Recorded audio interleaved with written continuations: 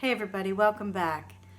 I am having a bit of a day. I just recorded this entire video on my flash drive, and because it was on my flash drive, it recorded in the wrong dimensions. And so now I'm having to redo this again. Today's not been a good day. I didn't upload last week, and I'll tell you why. The thing is, I created a video, and over the next few days I thought, I don't want to upload this video. It's not that the content was bad, but I really felt like I wasn't really present in the video. And when I was starting my journey on YouTube, I watched someone who gives advice to new YouTubers, and their advice was that nobody cares about you. It is not about you and what you have to say as much as the content of what you have to say that is important. And so I spent a lot of time focusing on content and thinking about the things that I would say before I got on camera. I started talking at the camera instead of talking to you, who has given up your time today to show up and listen to what I might have to say about gratitude and how it can transform your life. And I could have made another video during the 2 weeks that have gone by. I come home at the end of the day and I'm tired. Then I look and I think I have to do my hair, or I have to put on some makeup because I look tired.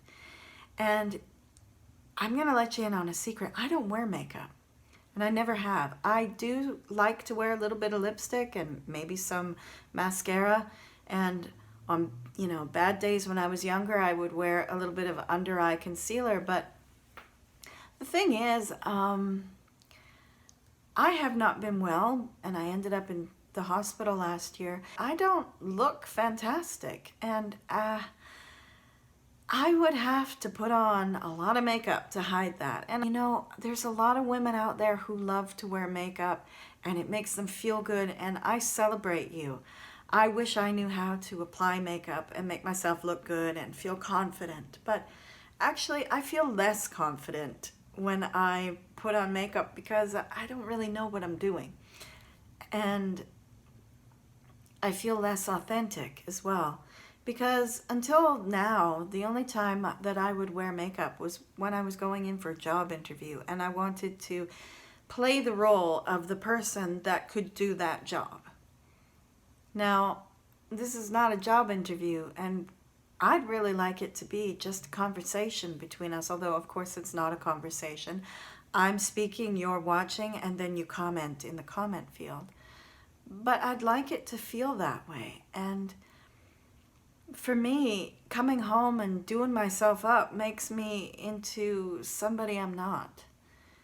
And I am who I am, and you are who you are. And if you're sitting at home in your pajamas having that second bowl of ice cream because today has been full of crap, and you come here because you want to see, how can I feel better? How can I feel more happy? How can gratitude help me? Well, if you want to learn how to turn your crapitude into gratitude, you're not going to learn it if I'm not sharing my own crapitude into gratitude journey. So I'm going to make a deal with you. You can show up in your pajamas, and I'm going to show up as I am, but I'm going to show up, and I'm going to keep making videos, and hopefully you'll find something that in the content that really resonates with you. And maybe you're just dropping by, wanting to see what's here, and I do hope that you take something away that is of value to you. But if you're going to be a long-term subscriber and spend your time with me, I'm going to give you me. So today has not been a great day. I was supposed to work from home around a very busy schedule of doctor's appointments and physiotherapy. And I ended up stuck in traffic because there was a terrible accident on the Portman Bridge, and we were all stuck on the bridge while ambulances and fire trucks were going by getting to the scene of the accident. And then when I got to where I was going, I was a little bit late, and so I didn't have a full session of my physiotherapy, and it hurt this week.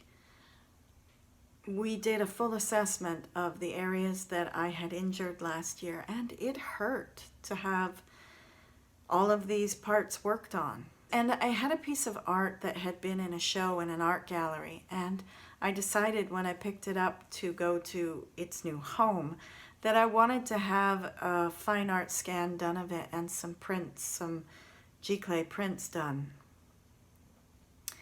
And so I went to really the only fine art scanner in all of Vancouver who does this kind of work from paintings. And I had him scan my artwork, and he made me some prints. And when I got there today, the prints were terrible. That's a relative term, because as an artist you're going to think that the print is terrible if the saturation and the value doesn't match your original painting. They're probably not terrible prints, but they don't really, in my mind, represent the painting. And so I was really disappointed, and I had paid for these prints, but here's the thing, my printer is a really lovely man. And as I was driving to see him, I remembered that actually he's from Iran, and he has elder parents who are in Iran right now as the coronavirus is ravaging the country. So I asked him when I got there, how is your family? And I found out that his brother is in northern Italy. And so not only are his parents in Iran, but the rest of his family is in northern Italy, where there is also widespread coronavirus. When I updated my iPhone software, it has used up all of my memory. So I'm on an iPhone 6. I'm not a person who updates my phone every year, and I try to use my technology until it completely bites the dust.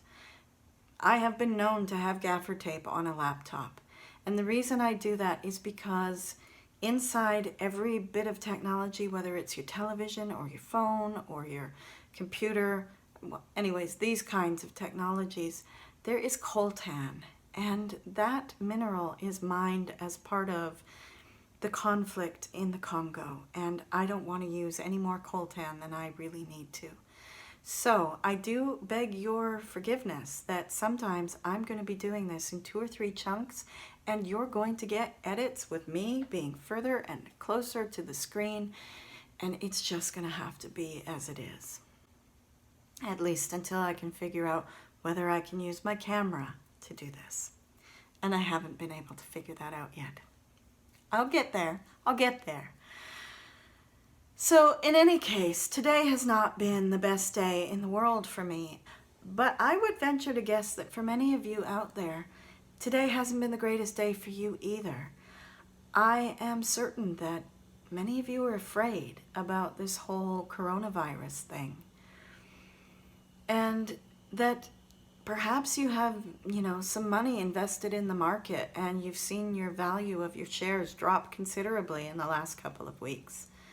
And maybe you're worried about what's going to happen if you get sick and can't go to work. How are you going to pay your bills? And these are all really valid concerns, and I get it, and I'm there with you, baby. I am right there with you. But the thing is, we have right now, and we have the choice right now as to how we're going to be. Oh, I'm getting emotional. I am so grateful that you came here to spend time with me. The thing is, things could go bad tomorrow. Things could get worse, and things could get better. If I can't find something in my day to be grateful for, I try to find how it could have been worse. I might have my parents in Iran. I might have my sister in northern Italy. I might have been in a worse accident last year, and instead of going to physiotherapy, I might be in a wheelchair. And if I hadn't been delayed somewhere else by 30 seconds, I might have been in the car accident that caused me to sit in traffic and watch ambulance after ambulance after ambulance go by. So yeah, there are good things in my life today. I have food in my fridge, and I have a warm home, and I have you listening to this video, and that is an incredible privilege. But sometimes I can't see those things because I'm in such a dark place. And if you are in that dark place of fear, I really encourage you to look for something, some silver lining to the crapitude that's in your life. I really hope this doesn't become a catchphrase, crapitude to gratitude. But I don't know what tomorrow is going to bring. I mean, none of us do. When things are really, really crummy and we're scared, the best thing that we can do is to work together. The worst thing that we do is that we rally around ideals and ideas and become us versus them. And we are driven by hatred and fear and anger. And I don't know about you, but I would rather be driven by love and by compassion and by gratitude. And we have that choice every single moment. I don't always make the right choice, but I'm not here because I'm perfect. In fact, I'm here because gratitude's really hard, and I struggle with it as much as you do, maybe more sometimes. But I'm here, and I'm going to tell my story, and I hope that it helps you in your life to be grateful. For what are you most grateful today?